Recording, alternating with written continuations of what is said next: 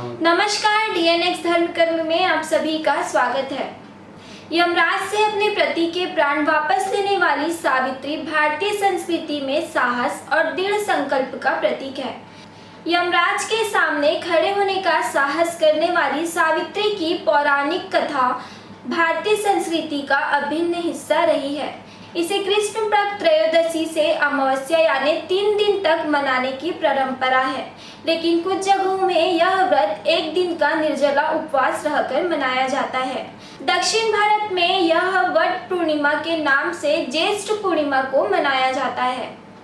इस व्रत में वट वृक्ष यानी बरगद के पेड़ की पूजा की जाती है। वट वृक्ष को आयुर्वेद के अनुसार परिवार का वैद्य माना जाता है। प्राचीन ग्रंथ इसे महिलाओं के स्वास्थ्य से जोड़कर भी देखते हैं। संभवतः यही कारण है कि जब अपने परिवार के स्वास्थ्य और दीर्घायु की कामना हो तो लोक संस्कृति में वट वृक्ष की पूजा को प्रमुख विधान माना गया है।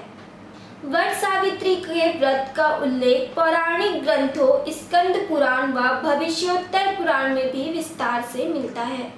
महाभारत के वन पर्व में इसका सबसे प्राचीन उल्लेख मिलता है।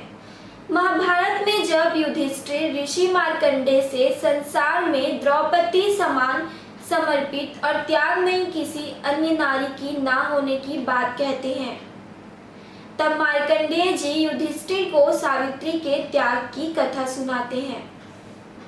पुराणों में वर्णित सावित्री की कथा इस प्रकार है। राष्ट्रीय अश्वपति की एकमात्र संतान थी सावित्री।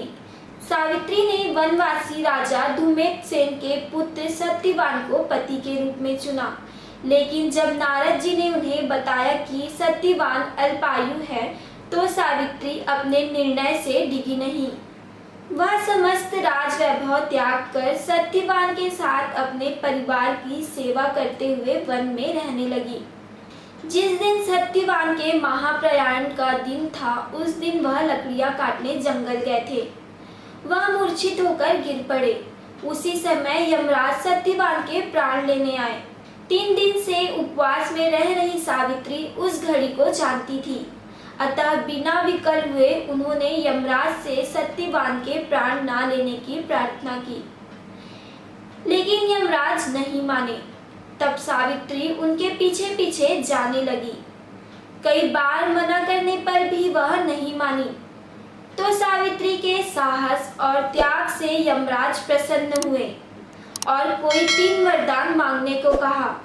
सावित्री ने सत्यवान के दृष्टिहीन माता पिता के नेत्रों की ज्योति मांगी, उनका छीना हुआ राज्य मांगा और अपने लिए 100 पुत्रों का वरदान। तथास्तु कहने के बाद यमराज समझ गए कि सावित्री के पति को साथ ले जाना अब संभव नहीं, इसलिए उन्होंने सावित्री को अखंड सौभाग्य का आशीर्वाद दिया और सत्यवान को छोड़कर वहां से चले गए। उस समय सावित्री अपने पति को लेकर वट वृक्ष के नीचे ही बैठी थी, इसलिए इस दिन महिलाएं अपने परिवार और जीवन साथी की दीर्घायु की कामना करते हुए वट वृक्ष को भोग अर्पण करती हैं और उस पर धागा लपेटकर पूजा करती हैं। इसी तरह की धर्म कर्म की वीडियो देखने के लिए हमारे चैनल को जरूर सब्सक्राइब करें। वीडियो को लाइक करें, शेयर करें और कमेंट करके जरूर बताएं कि आपको वीडियो कैसी लगी।